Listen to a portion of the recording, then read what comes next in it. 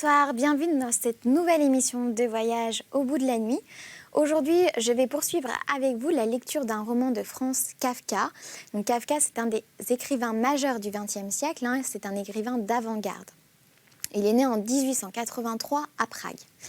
Donc, Kafka nous emmène dans un monde, je ne vous le cache pas, assez obscur, puisque ses récits sont caractérisés par un côté assez oppressant et cauchemardesque.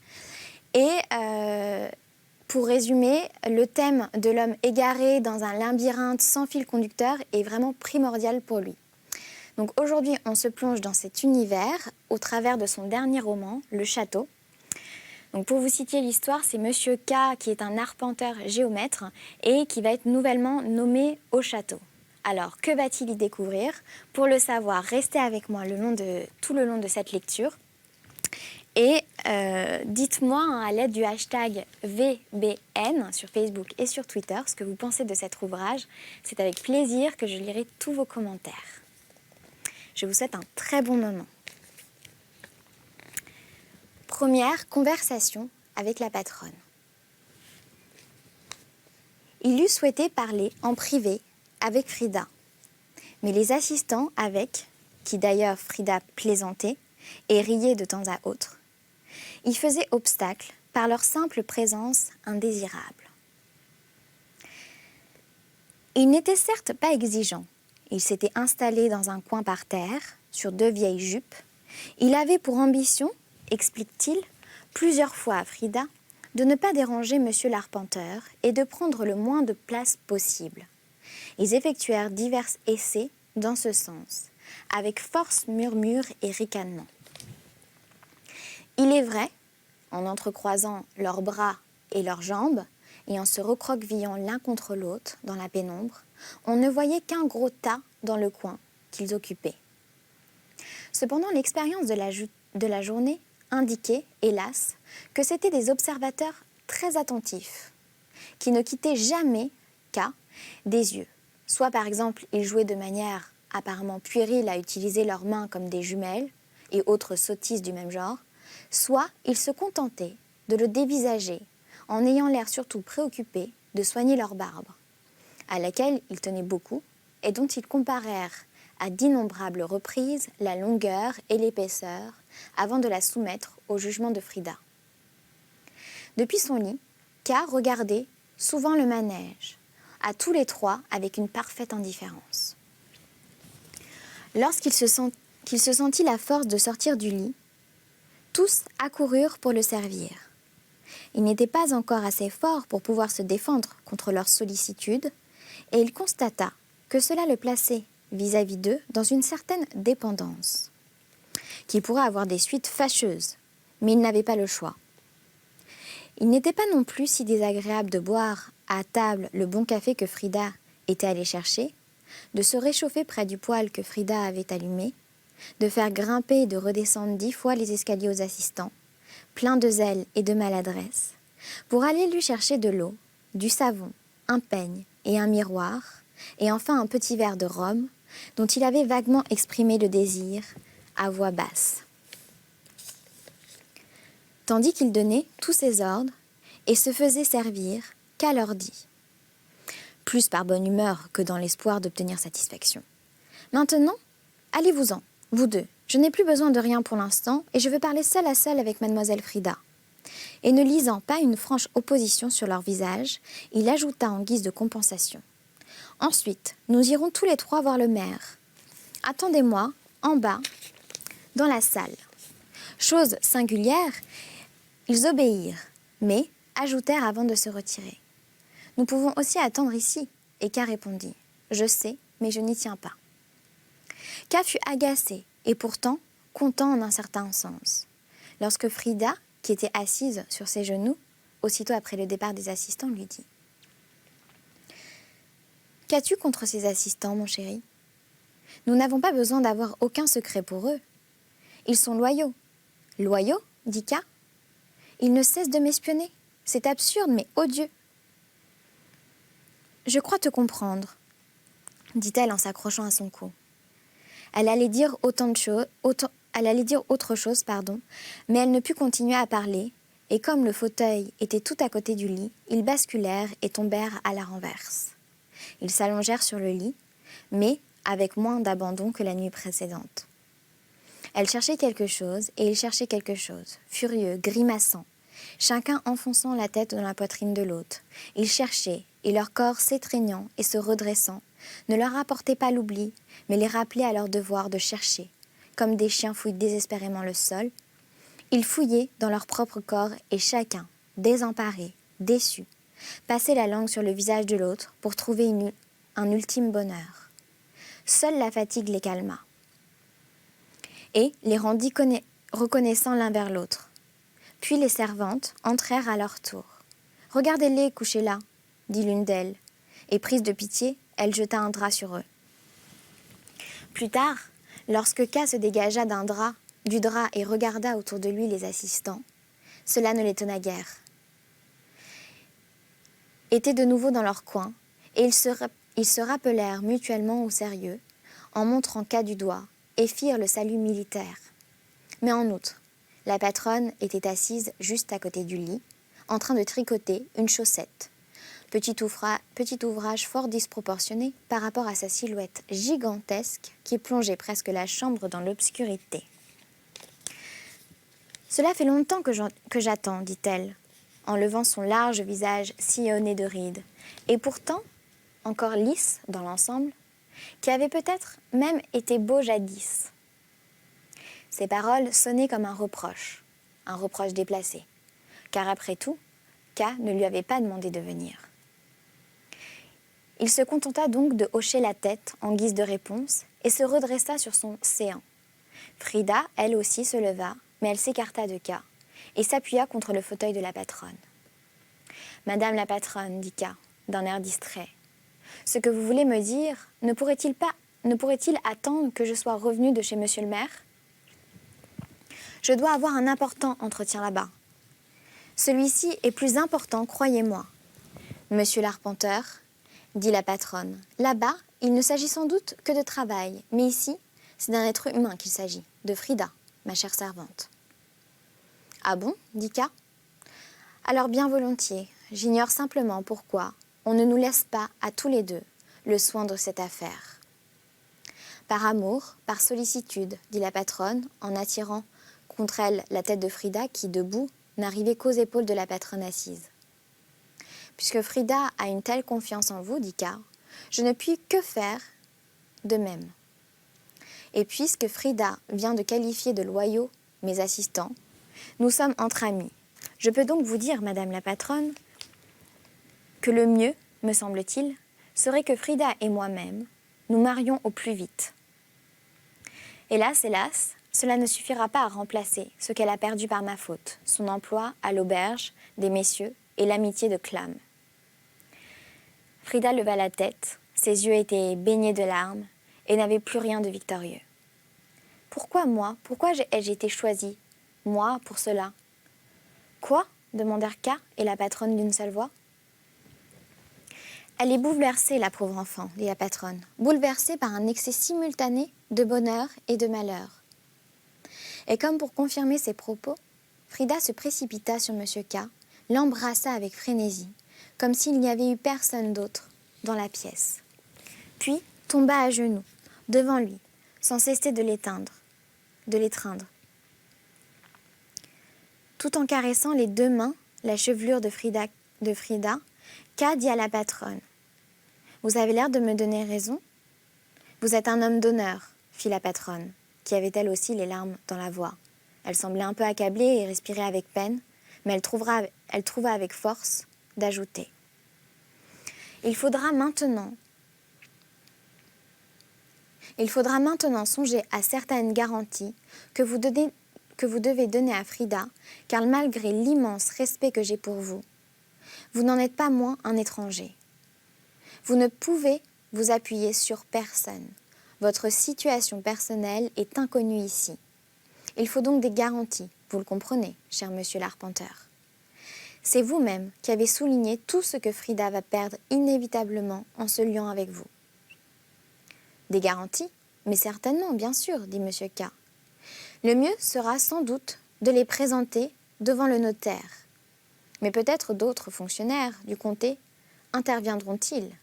Au reste, j'ai moi aussi une affaire à expédier impérativement avant la noce. Je dois parler à Clam. C'est impossible, dit Frida, en se redressant un peu et en se serrant contre K. Quelle idée! Il le faut, dit K. Si je ne puis l'obtenir moi-même, il faut que tu t'en charges. Je ne peux pas. Je ne peux pas, dit Frida. Jamais Clam ne te parlera. Comment peux-tu penser que Clam va te parler? Et à toi, il te parlerait? Demanda K. Pas davantage, dit Frida. Comment? Pas davantage, dit Frida, pardon. Ni à toi, ni à moi, c'est notablement impossible. Elle se tourna vers la patronne en écartant les bras. Vous vous rendez compte de ce qu'il demande, madame la patronne? Vous avez des idées saugrenues, monsieur l'arpenteur, dit la patronne. Et elle était terrifiante, assise comme elle l'était à présent, redressée, les jambes écartées, ses genoux puissants pointant à travers sa fine jupe. Vous demandez l'impossible. Pourquoi est-ce impossible, demanda K. Je vais vous expliquer, dit la patronne, d'une voix donnant l'impression que cette explication n'était pas une dernière faveur, mais déjà le premier châtiment qu'elle administrait. Je vais vous l'expliquer très volontiers. Certes, je n'appartiens pas au château, je ne suis qu'une femme, je ne suis qu'une patronne ici, dans une auberge de dernière catégorie. Pas de toute dernière catégorie, mais presque.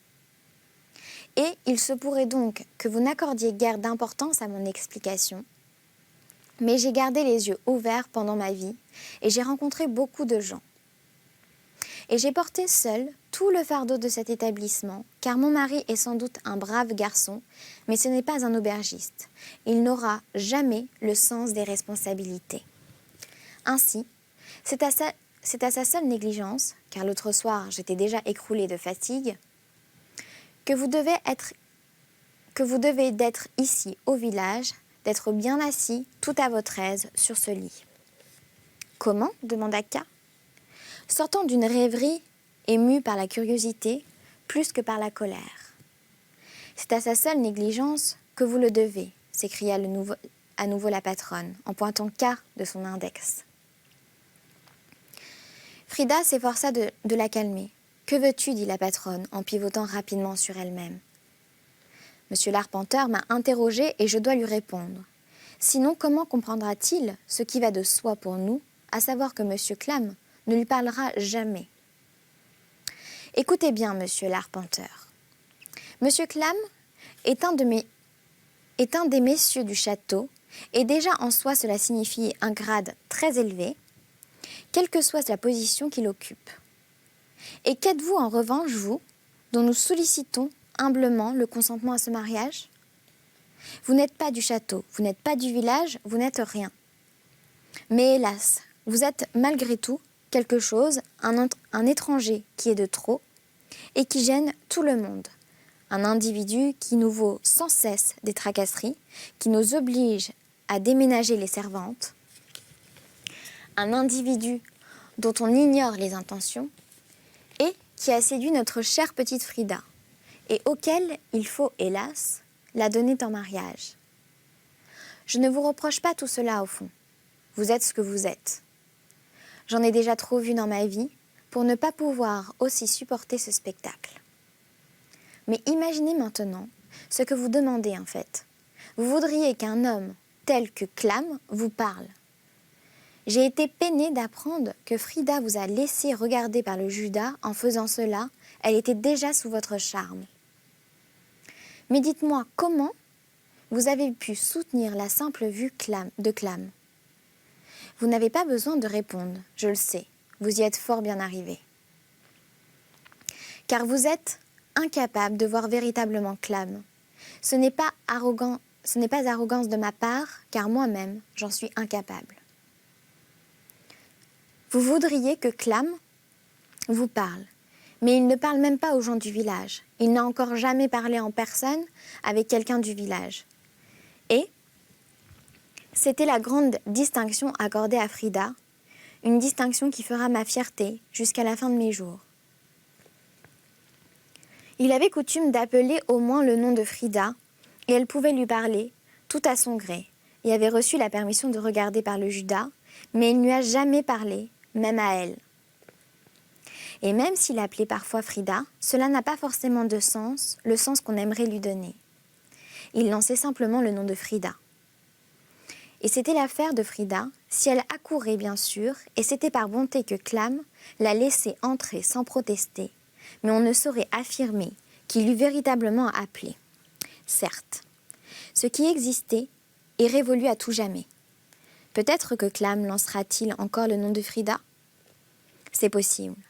Mais une jeune fille qui a eu affaire avec vous ne sera sûrement plus admise auprès de lui. Et il y a une seule chose que ma pauvre tête ne comprend pas.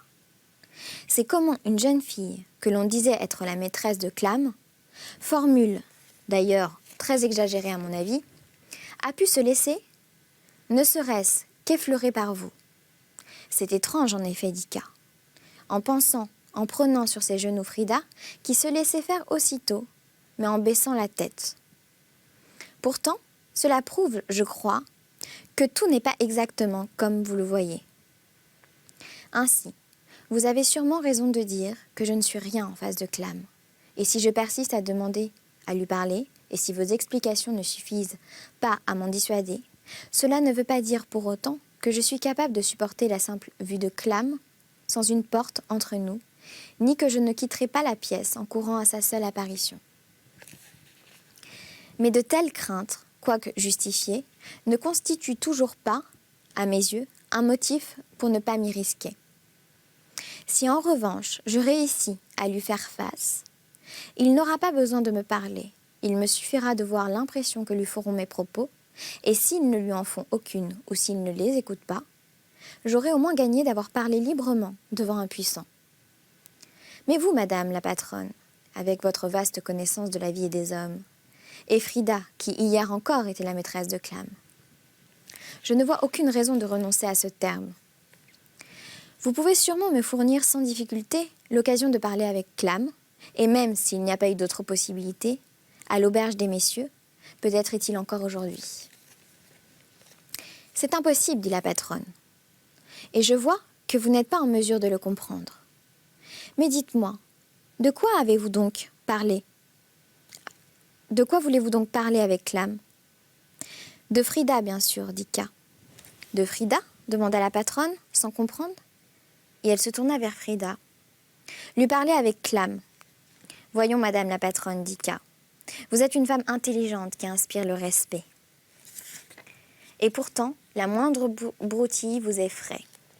Eh bien oui, je veux lui parler de Frida. Il n'y a pourtant là rien de si monstrueux. Cela va plutôt de soi. Car vous vous trompez certainement aussi. Si vous croyez qu'à la minute où j'ai fait mon entrée, Frida a perdu toute importance aux yeux de Clam. Vous le sous-estimez.